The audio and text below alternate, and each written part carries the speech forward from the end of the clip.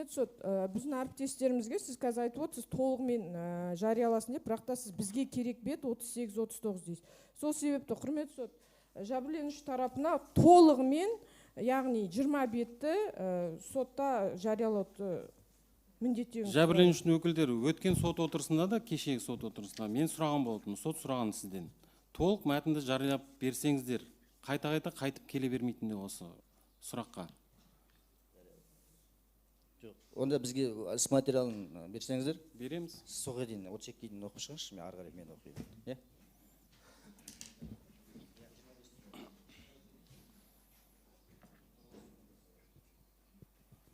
Орында отырып жариялау болады. Рұқсат.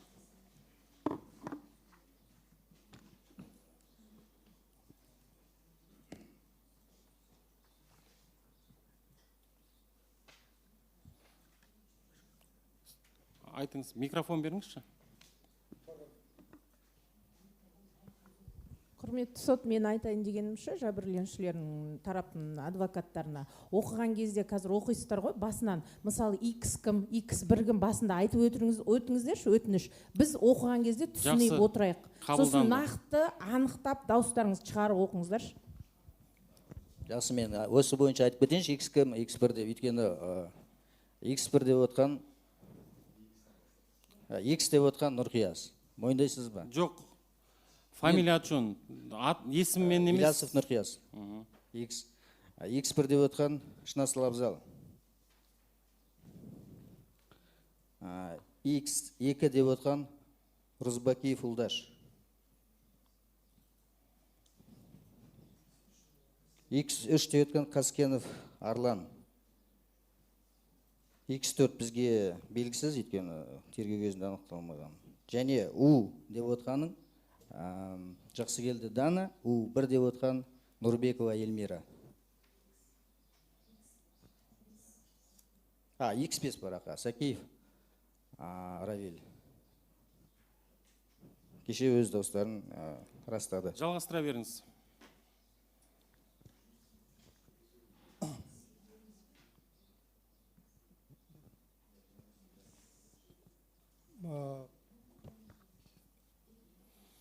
Вот 7-ші том, 38-ші бет, 38-ші.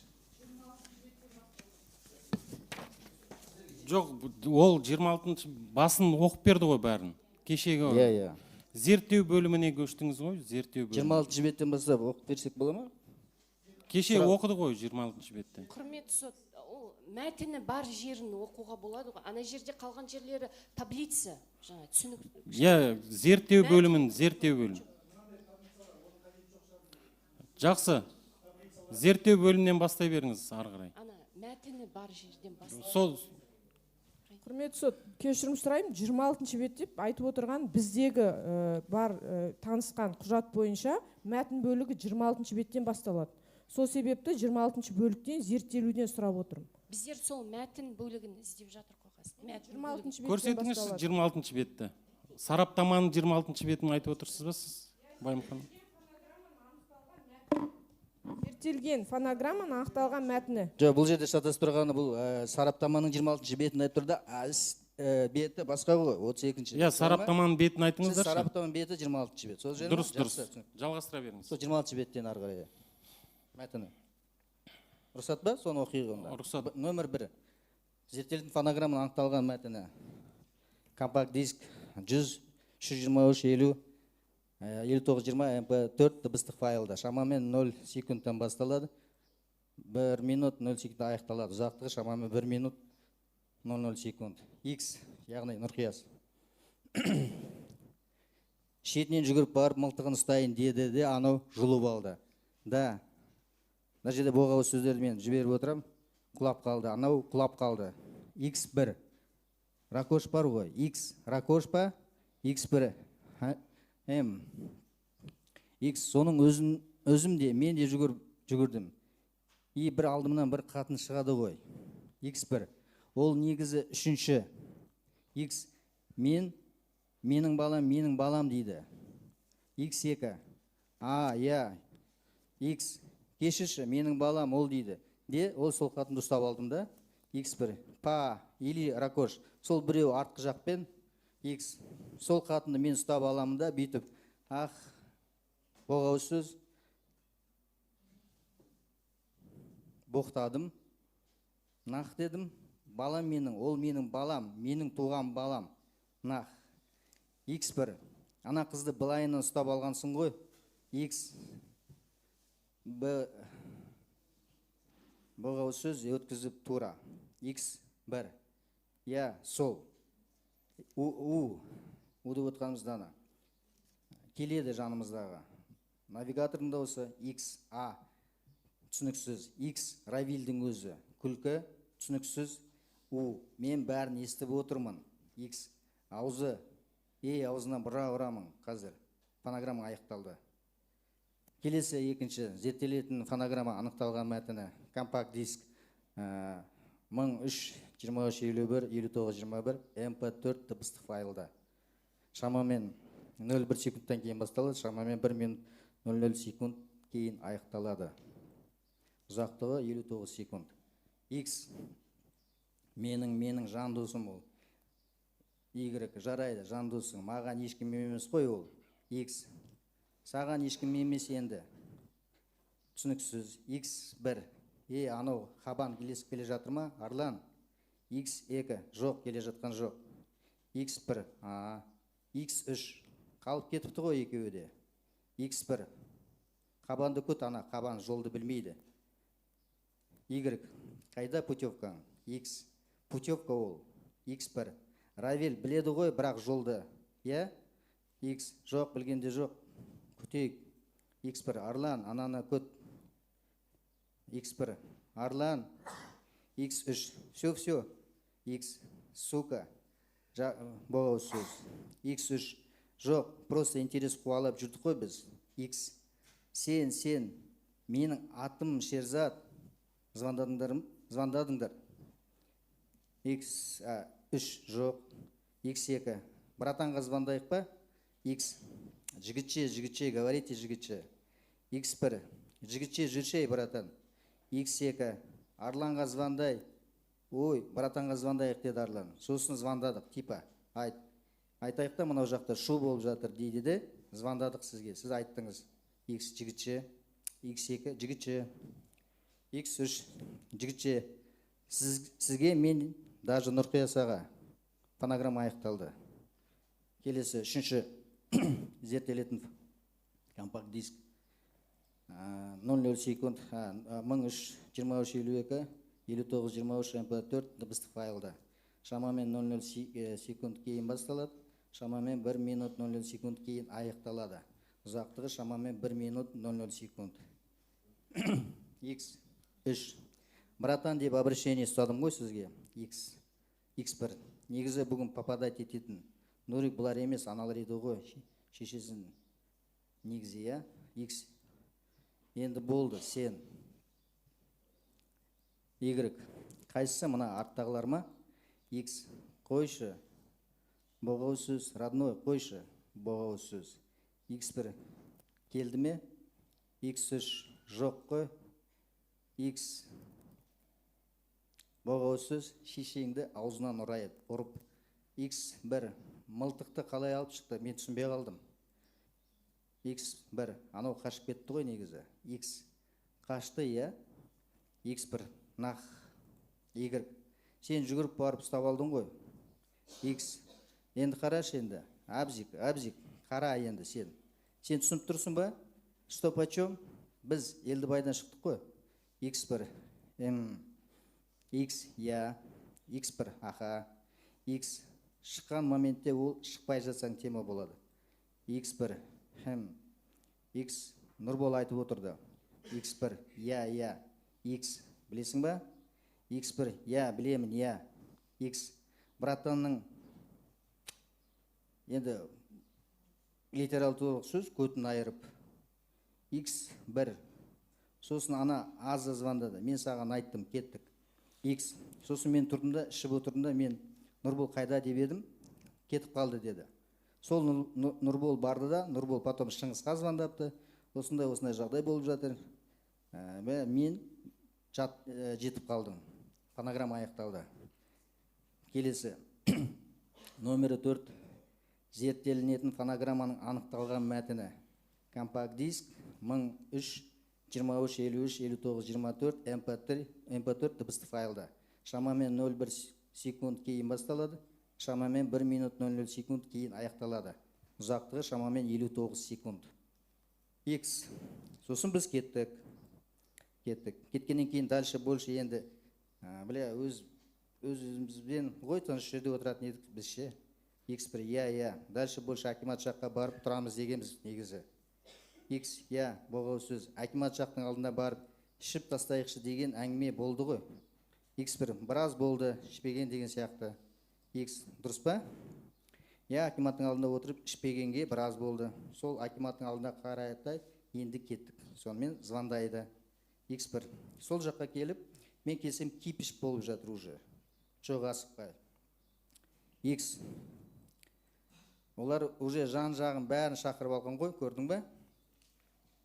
X1 X жан жағын бәрін шақырып алған. X1 уже заттарды дайындап алған. X я, что там? Енді боғау сөз, біреу шақырса, еп, твою боғау сөз, затпен бармайды шығасың енді. Шешесін айтшы, красиво тема ғой, ол боғау сөз. X1 я. X біреу темаларды шақырады, сен затпен барасың, дұрыс па?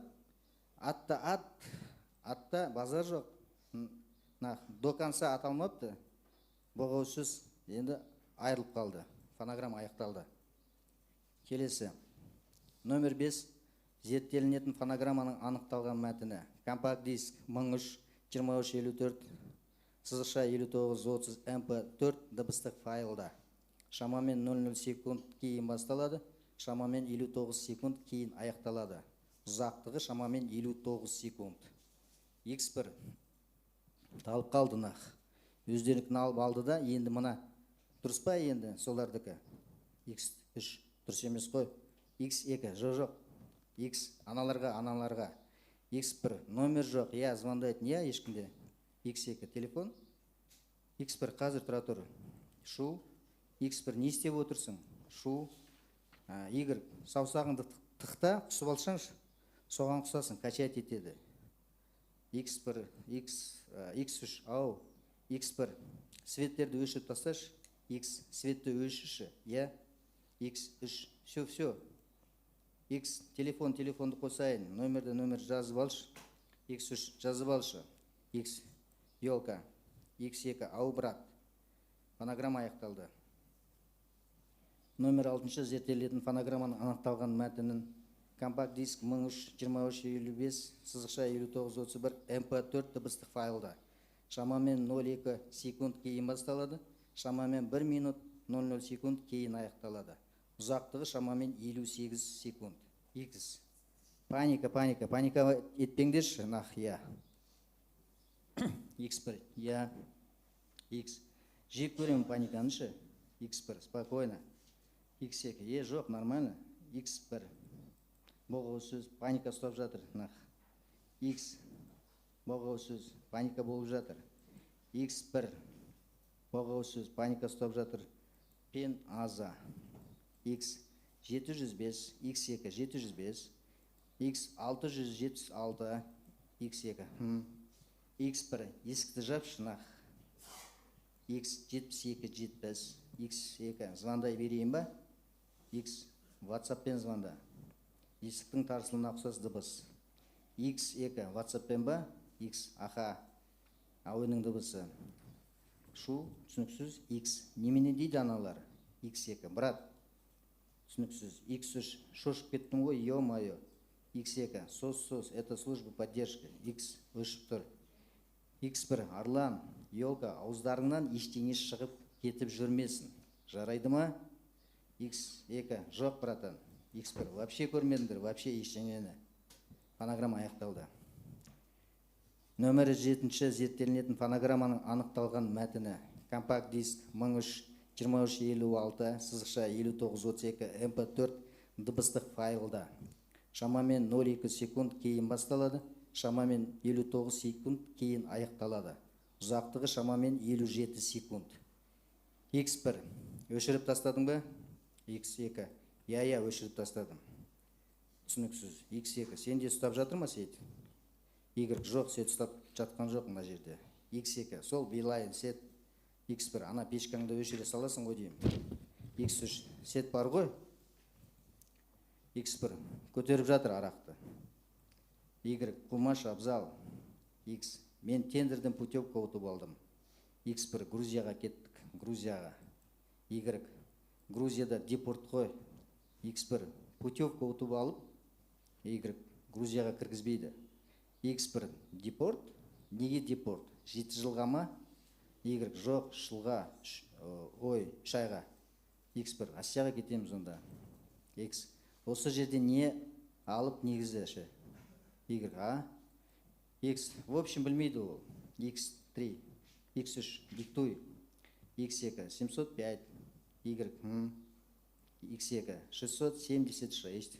Y X2 72-70. X1 виза. X жоқ. Бағау сөз. Ана больничный. Y күлкі. X1 жоқ. Больничный неде? Декретный. Түсініксіз. Y свободный. X болса декретныйға. X3. X3 по-другому. Жөтел естіледі. X алмайсың ғой сен оны. Y X декретныйға. Фонограмма аяқталды. Келесі. Номері 8 зерттелетін фонограмманың анықталған мәтіні. Компакт диск 1003-2357, сызықша 59-33 MP4 дыбыстық файлда. Шамамен 0,1 секунд кейін басталады. Шамамен 1 минут 00 секунд кейін аяқталады. Ұзақтығы шамамен 59 секунд. X Арлан айдашы деймін. Айдаш или Айлан айдашы. X1 сол қай жаққа жоқ болып кетті? X2 705, 676, 702-70. X1 мына мадилар бірдеңе мутит етіп жатыр ғой деймін, по-моему. Ұстап алып ше? X3 72, X2 72-70 әуеннің дыбысы естіледі. X1 не дейсіз? Ұсталсақ не дейміз? X2 там от гольфа валяется, кстати, ключи. X1 X2 там от гольфа ключи валяются и от кого-то дома. X это не наше. Y где? X1 кімдікі? Y где ключи? X2 там в этом, где вот была эта тема, вот там. X Боғау сөз мать Равильдікі ғой. X1 гольфтікі, X Равильдікі, X1 Y случайно не мои? X машинаныкі ма? X1 машинаныкі, X2 машинаныкі от дома. X1 гольфтің кілті деп жатыр. Y от дома? X2 и от дома чьи-то ключи-то валяются с синим домофоном. X1 менің кілтім қалтамда. Y боғау сөз. X менің ештеңемем түсіп қалмаппын ма? Мен төбелесіп жатыр едім. Бір телефон жатыр екен. X1 ол телефон кімде? Азамат алып алды. Аналардың бір телефонын өшіп. Фонограмма аяқталды. Номері 9 зерттелетін фонограмманың анықталған мәтіні. Компакт диск 1003-2358, сызықша 59-34 MP4 дыбыстық файлда. Шамамен 0,1 секунд кейін басталады. Шамамен 1 минут 00 секунд кейін аяқталады. Ұзақтығы шамамен 59 секунд. X1 Асёка, ана жақта бағана жоғары көтеріліп бара жатып, мына жерде аста бар ғой, сол жақта көрсетіпті. Мыналардың бір телефоны менде кетіп қалыпты ғой. Нақ өшір X менде кетіп қалған емес. Ол боғау сөз, яғни алып кеткен ғой, синонимі сөздің. Алып кеткен ғой оны. X1 мен көрдім, мен оны. Соны азамат алып алды, я? Азамат алып алды соны. X боғау сөз. Не үшін нужен деді оны шешең. X2 сим-карту вытащите. Y вообще жоқ қой. X2 алмай жатыр ма? Жөтел. X2 они походу уехали. Солдат сайға. X1 Арлан. X3 ау. X1 ертең сен не істейсің? x3 батямен шығамын ғой мен ертең, братан. x боғауыз сөз. Боғауыз сөз. Яғни мен синоним айтуға мәжбүрмін. Жаман ұрдың ғой, секіріп келді де. x1 сол боғауыз сөз тарс еткізеді ғой. x сол боғауыз сөз. x2 там четверо бегали в шоке, один этот. x3 қан бәрі. x1 сол ғой боғауыз сөз. x2 сол қан, но еще один губа вот такая, короче, типа x1 боғауыз сөз секеңдеп жүр ғой. x2 x секеңдеп жүр. x1 сука шатыры тайып кетті ғой. Фонограмма аяқталды. Нөмірі 13 зерттелінетін фонограмманың анықталған мәтіні. Компакт диск 1003-23-59, сызықша 59-35, MP4 дыбыстық файлда. Шамамен 00 секунд кейін басталады, шамамен 1 минут 00 секунд кейін аяқталады. Ұзақтығы шамамен 1 минут 00 секунд. X1 байыз ұқсап. X3 не тұр ғой мыналар? X1 ана азамат мутит етіп жатыр теманы бірдеңе. X жоқ, мынау екінші машина дұрыс емес машина. X2 Subaru жоқ, Hyundai. X1 Мадидікі емес па? Мадидікі емес пе? X2 төбелесіп жатыр ма? Жоқ, тіресіп жатыр. X1 тыш. X3 не істейін? Y бармай қойыңдар. X айнал. X3 айнала берейін ба? X айнала бер. X1 Мадидікі емес пе? X білмеймін шешең. X1 ана осындаймен жүрушеді ғой. Y X1 мәдиші түсініксіз. X болды. X1 мәдиші, мәди осындаймен жүрушеді ғой. X2 Hyundai. X3 Грета ма сондай бір бәле ғой. Артынан келіп тоқтайын ба, братан? X1 ақырын жүр. X3 арғы жаққа өте берейін бе? X2 Шыңғыз ана қабамен тіресіп жатыр ау, гольфпен. Қабамен тіресіп жатыр. X1 кім тіресіп жатыр? X2 қабанмен. X1 что там? Не болып жатыр? Алыстағы түсініксіз сөздер. X1 не болып жатыр? Не болып жатыр, Ракош? Y Нұрқияс боғауыз сөз. Фонограмма аяқталды. Нөмір 11 зерттелетін фонограмманың анықталған мәтіні. Компакт диск 1040 сызықша 5936 MP4 дыбыстық файлда. Шамамен 0,2 секунд кейін басталады, шамамен 10 секунд кейін аяқталады. Ұзақтығы шамамен 0,8 секунд. Y сен айғаладың ба? X4 боғауыз сөз болып жатыр. X3 пойдем выйдем. X1 есікті жапшы, мына артқы есікті. Фонограмма аяқталды. Келесі, нөмір 12 зерттелетін фонограмманың анықталған мәтіні. Компакт диск 1004-303 сызықша 5937 MP4 дыбыстық файлда. Шамамен 00 секунд кейін басталады, шамамен 1 минут 00 секунд кейін аяқталады. Ұзақтығы шамамен 1 минут 00 секунд. Y1 пожалуйста, қойшы жаным. Мен айтып кетен Y1 деп өткен Нұрбекова Эльмира. X5 Равиль Сакеев. Боғауыз сөз, шешеңді боғауыз сөз. Нұрбол, братан, сен ана Шыңғыз үшін базар еттің ғой маған. Дұрыс па, X6 жоқ бауырым, ол саған не істеп қойды? Бұл жерде X6 деп отқан Нұрбол деп пайымдадық. X5 боғауыз сөз, нах, братан, нах. X6 бәрін объяснить етші, обосновать етші, не істеп қойды? X5 мен сөйлесейін деп айтсам, Y1 успокойтесь. X6 саған не істеп қойды бауырым? Y1 болды қойыңдаршы. X5 боғауыз сөз үндемей тұра тұршы. Сен мен мамамен сөйлесіп жатырмын. X6 обосновать етші. X5 мен ол боғауыз сөз, братан, мен айтамын. Боғауыз сөз. X6 обосновать ет, нах. X3 братандар арғы жаққа барып тұрдып қалды ма? X2 әне жүр қабанмен. X3 қабанмен кетті ма? X5 боғауыз сөз жаман болып жатыр. В общем, дос, мынау не өліп қалды деді ма? Не айтты? Шешеңді боғауыз сөз боғау сөз жүрші нақ, сотталсақ сотталып кетейік.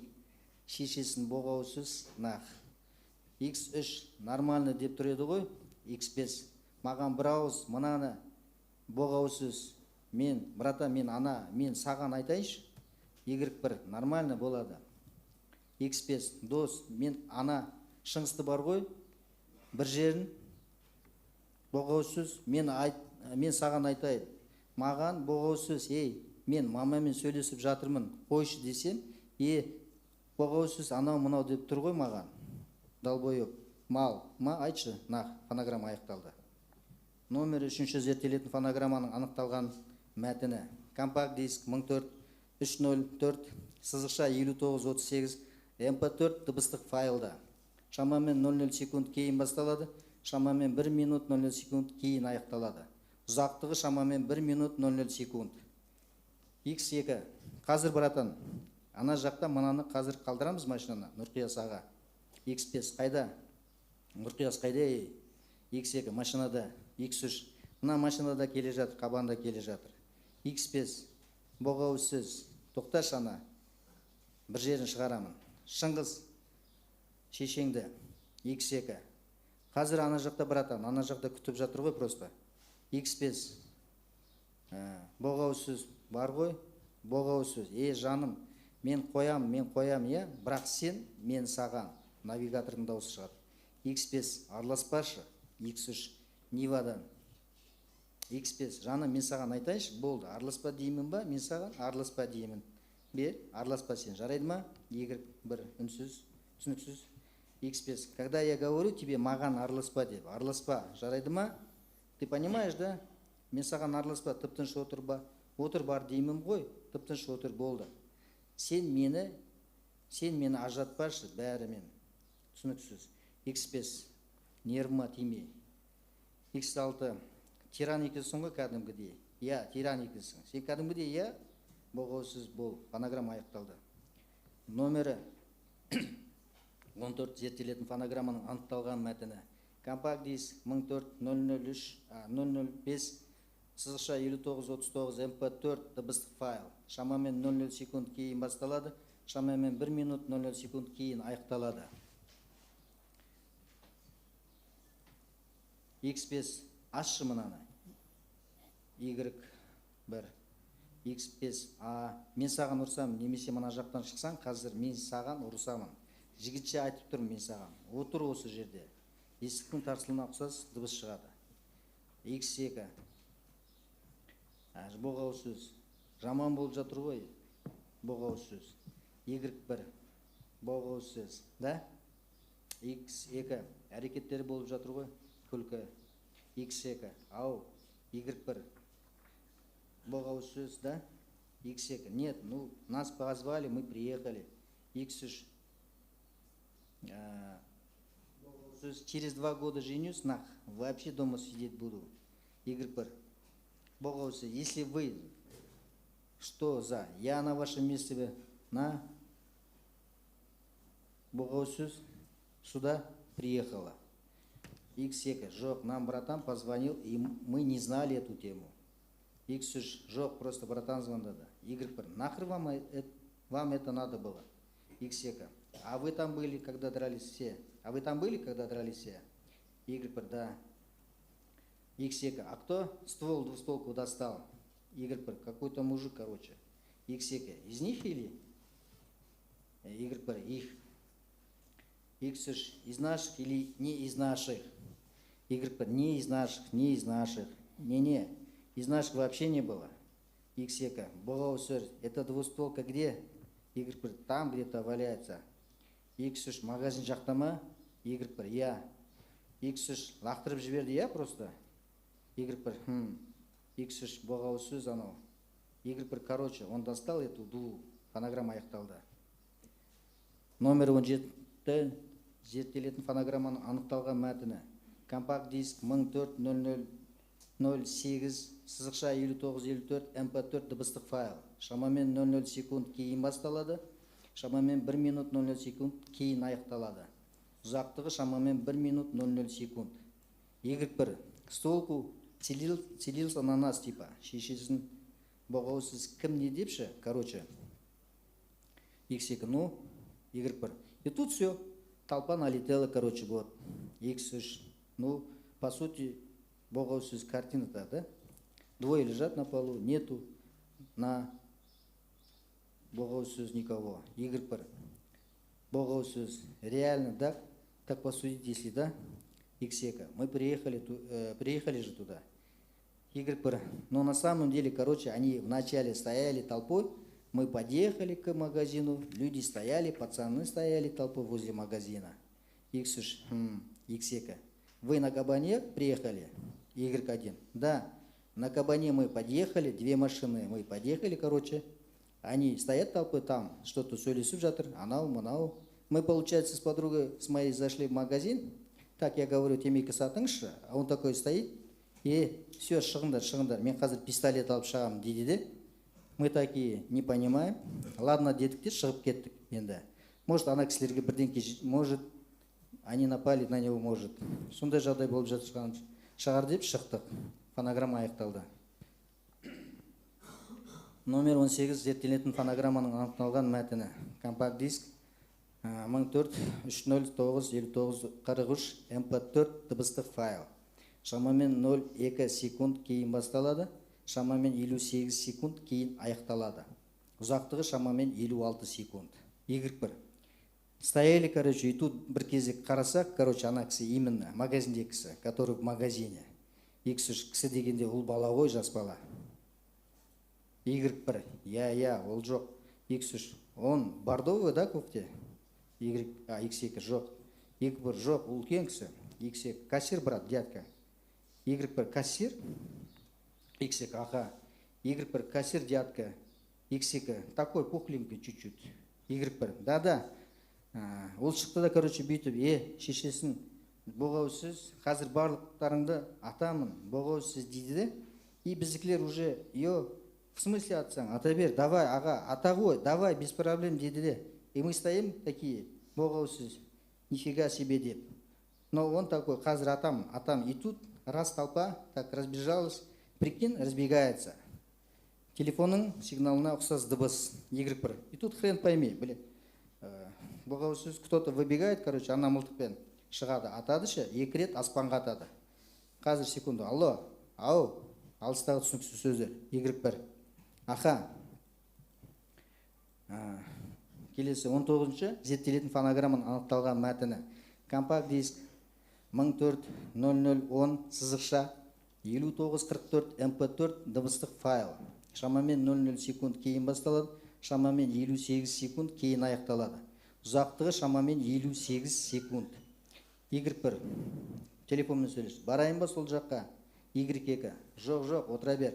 Алыстағы түсініксіз сөздер. Y1. Аха. Ананы жіберші бері қарай. Алыстағы түсініксіз сөздер. Y1. Кімге? Алыстағы түсініксіз сөздер. Y1. Менттарға. Бұғау сөз. Енді қазір түннің бір уақытында мен ана кісіні оята алмаймын ғой. Алыстағы түсініксіз сөздер. Y1. Ұйықтап жатқан шығар енді. 12-ден уже кетті ғой. Алыстағы түсініксіз сөздер. Y1. Шығып айт, алып кете салайын ба? Шықпа деді ғой маған. Бұғау сөз. X3. Отыра беріңіз. X2. Бұғау сөз. Тәте, отыра беріңіз. Бұғау сөз. Қазір ана жақта еще хуже болса. Y1. Бұғау сөз. Давай, қазір мен шыға саламын, давай. Алыстағы түсініксіз сөздер. X2. Тәте, қоя салыңыз. Қазір шатыры наоборот таяды. X3. Лучше. Y1. Да нет, господи, я ментов-то не боюсь.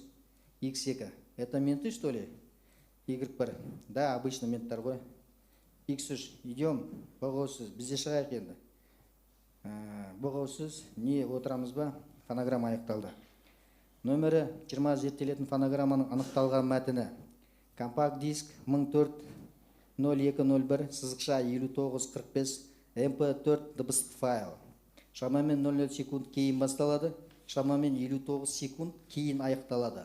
Ұзақтығы шамамен 59 секунд. X2. Я сейчас тебе все приеду, объясню. Подожди меня, пожалуйста. Есіктің тарсылына ұқсас дыбыс шығады. Кідіріс. X2. В натуре, скажи так. Есіктің тарсылына ұқсас дыбыс. X2. Просто скажи, если начнут меня, боғау сөз, X3, ау көке, 21-ші зерттелетін фонограмма анықталған мәтіні. Компакт диск 1004-02-02, 5946 MP4 дыбыстық файл. Шамамен 02 секунд кейін басталады, шамамен 59 секунд кейін аяқталады. Ұзақтығы шамамен 57 секунд. X3, ау, X7. Кто знает про это видео? X3 никто. X7 вообще никто не знает. X3. Ну, вообще-то никто не болғанда, она знает, дочка, дядя Агита. И это видео біздің балалар көрді. Но это они через ее телефон. Она только мне и елке скинула. X7. Не понял, что говоришь? X3. Она только мне и елке скинула. X7. Вообще не вздумайте кому-нибудь скидывать это видео. X3. Нет. X7. Давай. X7. Нұрқияс. X3. Боғаусыз, не знаю. X7. Он зашел туда. Боғаусыз. Что-то Нұрқияс ағаны вытащим. И тут выходит русский. Боғаусыз говорит. X3. Алло. Шыңғыс аға, вы в РВД, да? Нұрқияс ағалармен ба?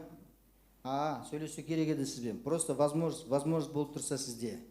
Фонограмма аяқталды. Номер 2 зерттелетін фонограмманың анықталған мәтіні. Компакт диск 14-02-03-5947 MP4 дыбыстық файл. Шамамен 00 секунд кейін басталады. Шамамен 59 секунд кейін аяқталады. Ұзақтығы шамамен 59 секунд. X3. Я сейчас за машину на хутор приехал. С елкой, дос, елка бар. Ой, өзіміздің елкаша. Все, давайте, он 5 минутта боламын. Братан, вообще теңге жоқ, голяк. Да, давайте, онда қазір 3 семеркаға кіріп келемін. 2 воды 0,5, да? Все, X7. Где? X3. Боғаусыз, это, пасут они, гондоны. X7. Где он? X3. Наркология. X7. Да, он трех этих. X3 телок. X3. Прошмандовок. Одна. Боғаусыз. Чингиз Ағашку 0424 он приехал. X3. Да? X7. Да, вот так останавливаюсь. Я говорю, салам алейкум. Чингиз Аға, қалайсың? Арлашка, где? Я говорю, братан, он мне, это там, говорю, уехала. Он так стоит нормально, все говорит. Я говорю, да. Что говорит? Боғаусыз. Я говорю, боғаусыз. Мы с Нұрқиясом. Нұрқияс где? Я говорю, там внутри. Ладно. Фонограмма аяқталды. Номер 22 зерттелетін фонограмманың анықталған мәтіні. Компакт диск 14-02-05-5949 MP4 дыбыстық файл. Шамамен 00 секунд кейін басталады. Шамамен 59 секунд кейін аяқталады. Ұзақтығы 59 секунд. X7. Он вообще боғаусыз говорит, общаюсь. X3. Чингис Аға тоже сказал. Ареке говорит, батяңа звонда. Зашел, стоял же, батяңа звондадың ба? Он чисто один вопрос, дядя. Батя звонил, и все. Он чисто меня, батямен сеніп алды да, олар. X7. Кто позвонил? X3. Что? X7. Шыңғыс Ағашку. X3. Я вообще в ахуе. То, что пахам приехал, но боғаусыз на удивление не ругался. Я думал, сейчас ругаться будет. X7. Да, понимаем. То, что не мы это, боғаусыз на такое не способны. X3. Боғаусыз. Чисто у меня вот так духу не хватило лично. X7. Братаны, пьяные все. Боғаусыз, пойми, что они делают. Этот русский же говорит, что это говорит. Нұрқияс говорит, Нұрқияс. X3. И өздері они, если так подумать, реально, они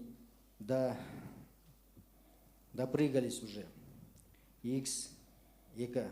Уже чаша переполнена. Фонограмма аяқталды. Жинақталған бөлім. Бірнеше рет аудитті тыңдау арқылы номері 1 мен сызықша 23 зерттелетін фонограммалардың компакт диск толық сөзбе-сөз мәтінін анықталды. Олар қорытындының 3.3 тарауында көрсетілген. Екінші, жүргізілген инструменталдық және аудитивті лингвистикалық талдау нәтижесінде мыналар анықталды. Номер 1 мен сызықша 23 зерттелетін фонограммаларда компакт диск өлшем аппаратурасының сезімталдығы шекарасында монтаж деп күдіктелетін іздер табылған жоқ. Қорытындылар. 1 мен 23 зерттелетін фонограмманың компакт диск толық сөзбе-сөз мәтіні қорытындының 3.3 тарауында көрсетілген. 24 1 мен 23 зерттелетін фонограммаларының компакт диск өлшем аппаратурасының сезімталдығы шекарасында монтаж деп күдіктелетін іздер табылған жоқ. Сарапшылар Байсариева, Сәуленбекова. Осымен біттік, құрметті сот. Жақсы. Жалғастыра беріңіз өтініш хаттарыңызды. Сұрақтар бола ма? Осы бойынша? Иә, осы Жақсы, қойыңыз. Кімге? Сотталушыларға. Кімге? Ильясовқа бірінші сұрақ. Өткен кешегі сұрақтарыңызды Жоқ, қайталаудың қажеті кешегі жоқ. емес, басқа сұрақтар. Жақсы, отырып қоя беріңіз. Айта қойыңызшы, мына Прада көлігіне қандай жаңағы қалай отырдыңыз? Кім бірінші отырды? Сіз Білмеймін қай аға. сәтте отырдыңыз? Білмеймін Мына аға. жаңағы жарияланған фонограммаға сәйкес бірінші сіз отырдыңыз да, қасыңызда кім отырды? Өзіңізбен пайымдауға қажет жоқ. Өзіңіз қорытынды жасап отырсыз, бірінші болып отыр. Ол білмеймін деп отыр, сіз өзіңіз қорытынды жасап отырыңыз. Кім отырды?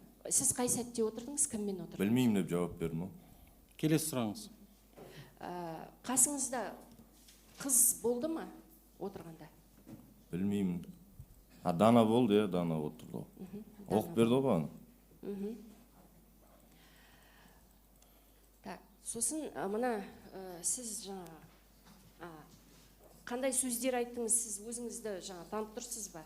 Осы Кеше жауап берген мен. Кешегі жарияланған неден танып отырсыз ғой, да? Кеше таныдыңыз.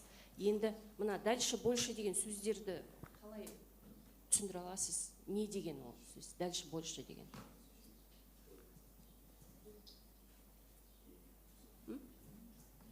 Оны білмеймін. Білмейсіз. Түсіндіре алмаймын. Жақсы. Келесі сұрақ шын асылға. Жақсы, қойыңыз. Абзал шын асыл айта қойыңызшы, мына Арланды ескертіп отырсыз, ауыздарыңыздан ештеңе шығып жүрмесін. Сол не туралы айттыңыз? Сол болған оқиға жайлы айтқам. Ол жаңа Арлан деген жігіт не біледі? Нені? Сол өздерін барып көргендерін айтты ғой бізге. Сол жайлы айтқам ғой. Одан артық сіз оқиға туралы оларға бірдеме айттыңыз ба? Жоқ, айтқан жоқпын. Вообще ештеңе көрмедіңдер деген сөз. Сол өздерін көрмегендерін айтты ғой, соны айттым мен, ешкімге айтпаңдар деп. Сосын мында ұсталсақ не дейміз деген. Сонда сол кезде сізде бір келісім жасау ниетіңіз болды ма? Кім не айтатын? Ол айтқан есімде жоқ, онда келісім ештеңе болған жоқ бізде. Енді ұсталсақ не дейміз деген ол кімге айтып жатсыз? Сол кезде кім отырды машинада? Оны есімде жоқ, білмеймін. Негізі Прадада кіммен отырдыңыз? Сол Арлан, Юлдаш, мен, Так, Ильяс Арлан. Нұрқияс, Жақсыгелді Дана. Так. Бесеуміз отырдық. Кішкене Арлан дейсіз ба? Кім отырды? Арлан да? Арлан фамилиясы қалай? Кеше айтып өтедім ғой. Жоқ, фамилиясы қалай Арлан? Оны білмеймін фамилиясын. Арлан, Юлдаш, сосын Жақсыгелді Дана, Ильяс Нұрқияс, мен. Дана Нұрқияс. Содан кейін сіз түскеннен кейін кім қалды машинада? Оны есімде жоқ. Сіз кіммен түсіп кеттіңіз? Ол да есімде жоқ. Мен машинеге қалай кім бірінші отырды, мен қалай отырдым, ол да есімде жоқ. Сосын мында айтасыз, жаңа телефон туралы жаңа жарияланды. Мен көрдім, азамат алды дейсіз. Иә, біз анау бағанағы Тричемерке магазиннен шығып жоғары көтеріп баратқан кезде біз трассаның бойында Астау деген магазин бар. Соның қасынан өтіп баратқан кезде Голифтің ішінде азамат маған телефон көрсетті, осысында телефон тауып алдым деп. Соны көргенімді айтқам ба?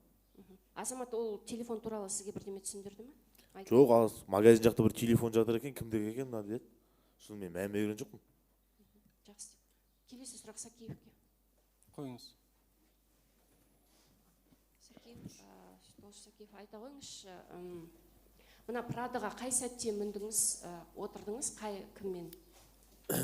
Мен қайтатын кезде отырдым ғой Прадаға. Сіз отырған кезде кім болды машинада? Абзал, Эльмира, ана водительмен, ана баланы танымаймын. Абзал, Эльмира, водитель, сосын болды ма? Или тағы бір адам болды?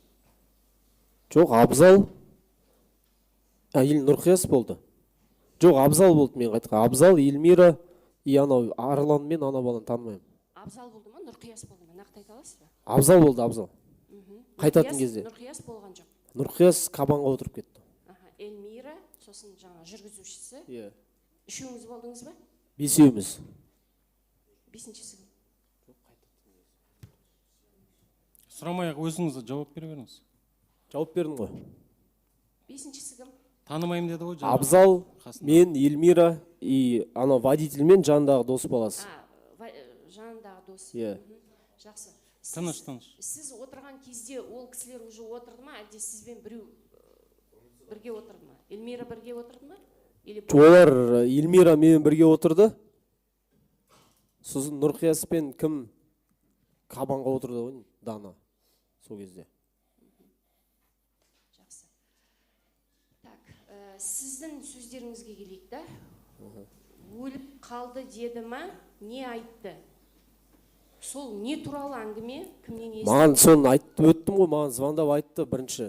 Тағарда төбелесіп болыпты, осылайсы жоқсың, мен ұйықтап жатырмын дедім. Содан қайтып звондатты, анаяқ бір бала Құрман звондады деп айттым. Құрман деген танысым. Сосын мамам звондады. Сен полиция қызметкерлері іздеп жүр деп. Содан мен түсінбей қалдым, не болып кетті аяқта. И содан Құрман деген бала қайтып звондап айтты. Не 16 жасар бала қайтыс болып кетті ғой, сендер точно жоқсыңдар ма ана жақта? Нұрқияс қайда, балалар қайда деп. А неге Құрман деген сол досыңыз именно сізден сұрап жатыр? Неге сіздің қатыстарыңыз? Білмеймін онысын. Күдіктенді. Білмедім. Ол бәріне звондаған, по-моему, мен ғана алған ойым. Сіз сонда мына сөздерді телефонмен сөйлесіп отырып айттыңыз ба, әлде сол автокөлікте отырған адамдарға айттыңыз ба? Қай сөздерді? Жоқ, мына өліп қалды деді ма, не айтты деп сонда. Жоқ, мен бірінші естіген кезде азаматқа айттым. Мына жақта не болып отыр, мына жақта бір бала өліп қалды деп отыр, пышақты неден атылып кетті ма, пышақталып кетті ма. И содан азаматқа айттым, ровдыға барайық деп. Одан кейін мен Шыңғыс... Азаматта отырды ма? Жоқ, далада тұрғанда.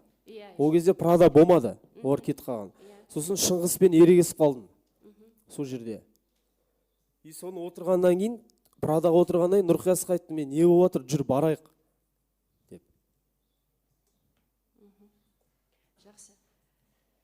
Сосын Шыңғыспен ерегіскен себебіңіз? Мен өйткен түсінбей қалдым не болып жатқанын. Мамам звондады, Шыңғысқа айттым, тұра тұршы, мамам звондады дедім, бұл маған жұлқынып бірдеме деді, и мамам звонок өшіп қалды екінші рет. Сол звондаған кезде. Сосын Шыңғысқа айттым, мен сен содан бастап ерегісіп болма. Жоқ, не себептен ерегісіп? Себебі сол болды. Мамам звондап жатыр, тұра тұршы деп. Жақсы. Мұнда жаңа сөзіңізде айтасыз, Шыңғысты бар ғой, и бұғауыз жаңа таяқ жегізем деген сияқты. Не үшін? Жоқ, айтып тұрмын ғой, Шыңғыспен ерегесіп қалдым сол жерде. Рузбакиев анда айтады, это видео жаңа біздің балдар көрді. Қандай видео? Оны маған айтқан жоқ, ананы дұрыстап қараңыз. Сізге бір видео бірдеме көрсетті ма телефоннан? Жоқ, маған ештеңе көрсетпеді ондай. Мен ол Розбакиев танымаймын да. Сіз түсіп кеткеннен кейін машинада кім қалды? Сол екі водитель, Эльмира, сосын тағы кім, білмеймін. Сіз жалғыз өзіңіз түсіп кеттіңіз? Жалғыз өзім болғанда ол жерде полиция қызметкерлері тұрды ғой уже. Уже полиция келді сол. Иә, біз төмен, мен айттым ғой, жүр, барайық деп. Нұрқиясқа айттым, не отыр мына жақта, барайық жүр. Иә, ровдыға қарай барайық деген мағынада айттым мен оған. Сосын уже төмен түсіп келе жатқанда полиция қызметкерлері тұрды, и мен түсіп кеттім, болды. Сосын сұрап солармен сөйлесіп тұрмын. Жақсы, болды. Айтыңызшы, кім деді бұл сұрақ? Сакеев Равиль. Қазір сұрақ Айтыңызшы, осы сіздер бәріңіз бір машинада келе жатырсыздар, Оқиға болған жайлы айтып жатырсыздар. Соның бәрін Каскенов Арлан естіп отырды ма? жоқ, оқиға болған жайды естісеңіз мен айтқан жоқпын вообще. Мен түсінбей қалып айттым, не болып жатыр, мына жаққа жүріп барайық деп. Ол мен Сонда Шыңғысқа ол сұрақ. Шыңғыс бастапқыда сіз отырдыңыз ғой көлікте. Арлан барлығына айттыңыз. Арланға айтасыз. Қай жерде бағана? Елка ауыздарынан ештеңе шығып жүрмесін деген. Елка деп отқан кім? оны мен айтқан жоқпын. Жоқ, мен Шыңғысқа. Отыра беріңіз, Сакиев. Белғожа. Шынасылға. Айтыңызшы, сіз айтып отырсыз. Арлан, елка ауыздарынан ештеңе шығып жүрмесін. Жарайды ма? Елка деп отқан Арлан ба? Каскенов. Иә. Не туралы аузынан шығып кетпесін деп айтып Бағана отырсыз? айттым ғой мен, бағанағы болған оқиға өздерінің көрген оқиғасын ешкімге айтпаңдар деп. Яғни ол оқиғаның бәрін естіп біліп отырды, иә? Жоқ, олар барып көріп келді ғой, бізге айтты ғой. Сол жаққа барып келуге сіздердің ұсыныс болды ма? Әлде өзі барып? Жоқ, олар өздері бөлек жүрген олар. Өздері барған ғой, сол районда тұратын. Тыныш. Тұра тұрыңыз. Жақсы, ол айта беріңіз. Ол сіздерге қалай келді? Біреу шақыртты ма? Оны білмедім, мен тауда тұрған кезде келді ғой, сол мәшіне, Прада келді ғой. Кім шақырып, кім қалай келді, оны білмедім. Нұрқия, сіздің айтарыңыз бар ма? Бағанаға құрметті сот, Шынасыл айтыпсаңыз. Прада көлігі қайтып кеткеннен кейін мен Мерседес автокөлігіне отырған болатынмын. Төмен түскен кезде. Жақсы. Қой беріңіз сұрағыңызды. Арлан Қазакенов, Арлан маған звондаған. Дүкенге барғаннан кейін ба? Дүкенде тұрып маған звондаған. Не айтты сол кезде сізге? Братан, сіз қаяқтасыз, осылай деп сұрады. Мен осындай жердемін деп едім, қазір келем деді. Сонымен келді ол. Соң осындай жағдай болыпты, анау білесіңдер ме деді. Біз сол жерде, мен айттым, осы біздің жағдай, біз болдық сол жерде деп. Біздің тема дедіңіз. Қан деп сол кезде айтты ма? Сол жерде не болып жатыр деп сұраған кезде қан жатыр деді, гильзалар жатыр деді, бәрі аман ба, анау деді. Осылай бізді атты деп сыртта мен айттым, болды, нормально машинаға отыра бердім деп. Содан түсіп кеттік. Сол кезде айтты ма баланың қайтыс болғанын? Жоқ, ол кез. Сіздер алдында айттыңыздар ғой, біз білдік деп. Оны Равиль арқылы білдік дедім мен. Ол кім? Арлан білген жоқ па, Каскенов? Ол жағын білмеймін.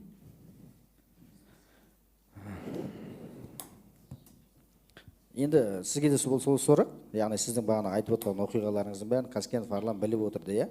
Оқиғаның мән жайын бәрін. Ол сұрақты қойып отқан себебім Арланға біз осы жерде жауап алған кезде мен ештеңе естімедім деп айтты. Қазір мына стенограммадан көріп отырмыз. Өзі жауап берді, мен де сізге жауап бердім. Жоқ, сіздің ойыңызша ол естіп отырды, қасыңызда отырды ғой. Мен ойымша. Сіз диалог құрып отырсыз ғой ол жерде. Арланмен диалог құрып отырсыз ғой оқиға жайлы. Диалог? Иә. Қалай диалог? Сөйлесіп отырсыз. Оқиға жайлы сөйлесіп отырсыз. Оның білмеуі қалай? Сіз бұл жерде бұл сұрақтарды кешіріңіз. Сотталушыларға қатысты емес, жақсы, куәларға қатысты қойып отырсыз ба? Сондықтан біз сұрадық қой, құрметті сот, куәлер шақырды. Енді Сакиев Равильге бір сұрағы бар еді, болды содан. Отыра беріңіз, Ильяс. Сакиев Равиль, айтыңызшы, Эльмира Нұрбекова сізге кім болып келеді? Мен оны бір күн бұрын ғана танысқан болды. Бір күн бұрын ғана танысқан болды. Ол мына жерде жаным деп сізге айтып жатыр ма? Иә, солай қойдым. Яғни сіздер бір-біріңізге сондай сөздер қолданасыздар, иә? Жоқ, мен оны бір-ақ күн танысқан бір күн бұрын. Қанша болды танысқандарыңыз? Бір күн бұрын, сол оқиға болатын, бір күн бұрын танысқан. Бір-ақ күн бұрын. Бір-ақ күн. Бір күннен кейін сондай сөздерді өздеріңіз қолдана бастадыңыздар. Білмеймін, ол өзі. Жоқ, келесі сұрағыңыз сізге қатысы жоқ қой? Жақсы. Жоқ, сұрағым әзірге жоқ. Мемлекеттік айыптаушы, сізде сұрақ бар ма? Кімге? Тыныш. Құрметті сот, мен бір сұрағымды аяқтай салайыншы. Бағана ғана айттыңыз, 16 жасар бала қайтыс болды деген естідік деп, иә? Сол кезде кім екенін білдіңіздер ме? Мен білген жоқпын, құрметті адвокат. Кім қайтыс болды, не болды? 16 жасар бала қайтыс болған туралы сіздерге айтты. Ол одан кейін білдім ғой мен. Мен сол кезде сіздер айтып тұрсыздар ғой, біз қатыстылығымызды біліп тұрмыз деп. Дәл кім екенін білдіңіздер ме? Жоқ, білген жоқпын. Мен өз басым одан кейін бір 10 күннен кейін тергеу барысында ғана суретін көрсеткенде білдім, мынау бала қайтыс болды деп. Мен тергеуде де айтқан, мен ол баланы көрген де жоқпын ол жерде. Тағы сұрағыңыз бар ма? Жақсы, жоқ. Мемлекеттік айыптаушы сұрағыңыз қой беріңіз. Сакиев айтыңызшы, таудың басына барған кезде Шыңғыспен не үшін ергесіңіз? Оған жауап бердік қой сот жаңа. Жоқ, нақты. Былай болды, прокурор мырза. Мен тауға барған кезде не үшін болғанын айтқан жоқ. Айтыңыз. айта салайын мен. Айтылсаңыз. Құрман деген сол танысымыз звондап бір-екі рет, мамам звондап полиция қызметкері іздеп жатыр, мына жақта адам қайтыс болыпты деп, одан кейін 16 жасар бала қайтыс болды деп айтқаннан кейін мен уже жынданып кеттім. Қалай бұл қайтыс болып кетті депші. Өзім білмей тұрмын, неден қайтыс болды ол деп. И содан кейін Шыңғысқа айттым, мамам звондап жатыр, тұра тұршы дедім. Бұлар сөйлесіп жатты қатты. И сол кезде Шыңғыс артына қарап, мен Шыңғыс түрткен кезде бұл жұлқым жерді маған. И сосын неше түрлі ойлар кетті сонда. Қалай адам қайтыс болды ол депші. Жынданып кеттім де Шыңғыспен ерегесіп қалдым сол кезде. Яғни адам қайтыс болды деп сол кезде сіз білдіңіз, Шыңғыс білді. Тағы да кім болды? Мен азаматқа айттым, ең бірінші азаматқа. Сол кезде балалардың бәріне айттым. Осылай азаматқа айттым, жүр ровдыға барайық. Не болып жатыр мына жақта? Жоқ, сол кезде кім тұрды сіз естіген кезде ең бірінші? Бәрі болды, кім Шыңғыс естіді, болды, кім Нұрбол естіген болды, білмеймін. Азамат болды. Бәрі болды. Ал Ильясов, Нұрқиясов пен Шынасыл Абзал ол кезде болды ма? Олар болып, сон Прадамен кетіп қалды олар, төмен қарай. Жоқ, яғни естіді ме? Оны білмедім, естіді ме, естімедім, бірақ болды сол жақта. Жақсы, сұрақ жоқ әзір. Басқа өтініш хаттарыңыз бар ма? Бітірейікші. Отыра беріңіз. 7-ші фонограмма бойынша X1, X3 сөйлесіп жатады. Сол кезде X3 Сұрағыңыз ба бұл? Иә. Кімге? X3 кім? X1 Абзалға. Түсіндің ме? X1. Мына жерде айтып жатыр да, сет бар ма, жоқ па деп. Сол кезде айтылады, сет бар ғой дейді. Соң кейін телефонмен сөйлеседі. Ол жерде сет ұстап тұрды ма? Ол жақта жолда кейбір жерде ұстап, біз төмен түсіп жүріп баратқаннан кейін кейбір жерде ұстамайды ғой. Бірде ұстап, бірде ұстамайды. И ол билайн связь сондай сөйтеді. Кейде ұстап, кейде ұстамайды. Қалғаны сет онша ұстамайды. Қай жерде мысалға Нұрбекова Дана біреумен сөйлеседі? Оны білмеймін мен. Телефонмен сөйлеседі. Таныш. Автокөліктен түсіп кеткеннен кейін сөйлескен шығар. Яғни ол жерде сет болды ғой. Ол уже полиция қызметкерлері бағана тоқтатып, соны біз түсіп кеткенбіз. Сол кезде ғой деймін, төмен жақта ол жерде сет ұстайды. Жақсы, рахмет.